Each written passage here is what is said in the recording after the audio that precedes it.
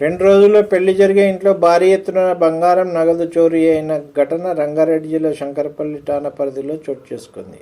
133 తులాల బంగారు ఆభరణాలు, 80 తులాల వెండి నగలు, 2.5 లక్షల నగదు మాయమైంది. పోలీసులు తెలిపిన వివరాల ప్రకారం ఈ నెల 20న నవంబర్ 20న శంకరపల్లి మున్సిపల్ కౌన్సిలర్ పార్షి రాధా బాలకృష్ణమూర్తి కుమార్తె వివాహం జరిగింది.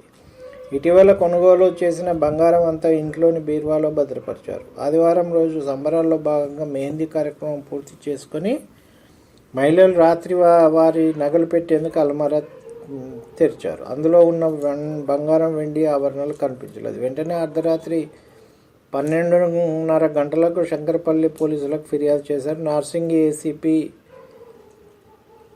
పోలీసులు సంఘటనా స్థలానికి వెళ్ళి పరిశీలించారు. బంగారు ఆభరణాలు పెళ్లి సమయంలో పోయినాయి.